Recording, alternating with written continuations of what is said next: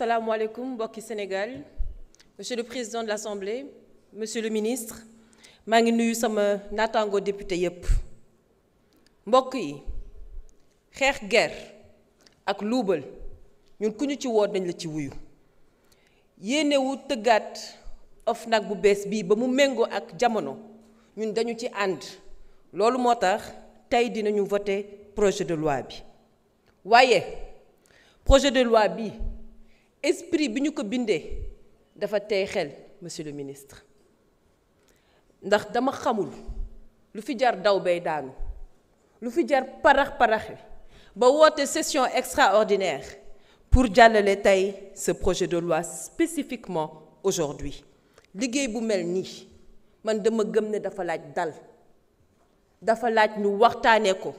te ñu bañ a beddi xalaatu benn doomu aadama ndaxte liggéey bi nag dafa des ci texte bi lay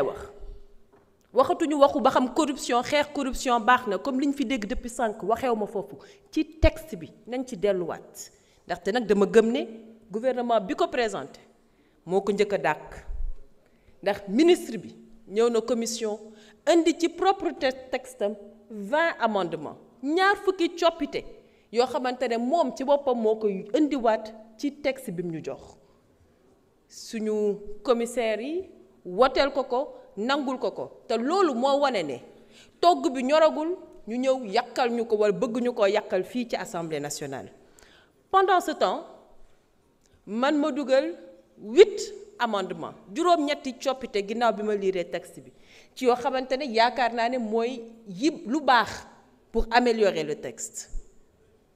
amul analyse approfondie amul critique positive ou négative challengé wuñ ko les 8 amendements ont été tout simplement rejetés loolu nag bettuma mais c'est dommage parce que du loolu laa doon xaar ci rupture mbokki Sénégal ma jukki rek ñaar ci 8 amendements yooyu nga xamante ne proposé naa ko en commission dama gëm ne pour renforcer ndëgërlaay ak crédibilité wu OFNAC ci article 7 ci projet de loi bi waroon nañ cee dëxëñ ab commission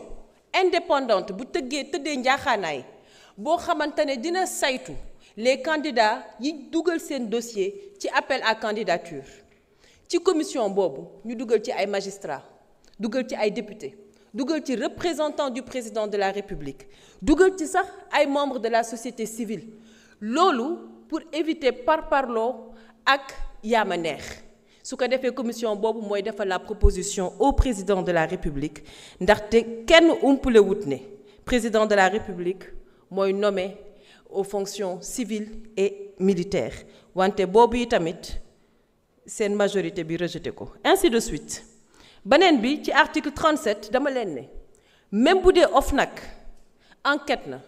ba décider na que ab dossier gisu ci dara et que daf ko bëgg a dàq ginnaaw bi mu ko transmettre quand même au procureur pour information mais nañ ci def ab rapport public su ko defee lii ñuy wax duñ ne dañoo dóor doom làkk doom wala ñuy wax dossier yi ñu teg coude pour éviter loolu nañu fësal dossier yi nga xamante ne yi tamit nee nañu dañu ko rejeté boobu yi tamit amendement seen majorité rejeté ko ainsi de suite mënuma ñëwaat ci yëpp li ma bëgg a wax sénégalais yi rek mooy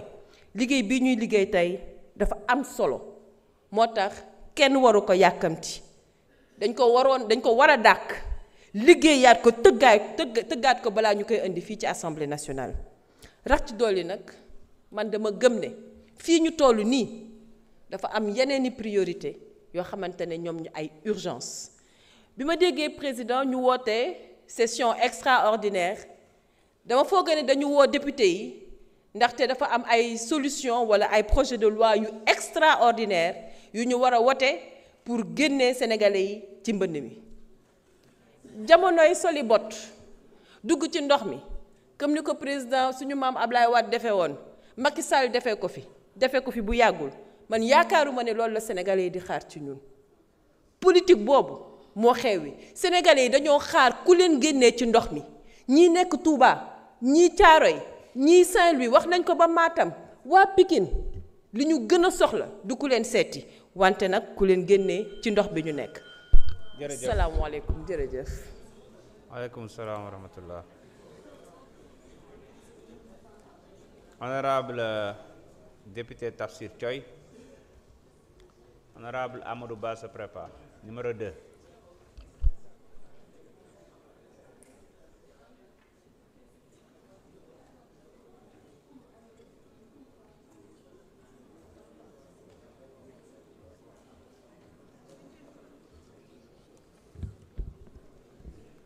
Je vous remercie, Monsieur le Président.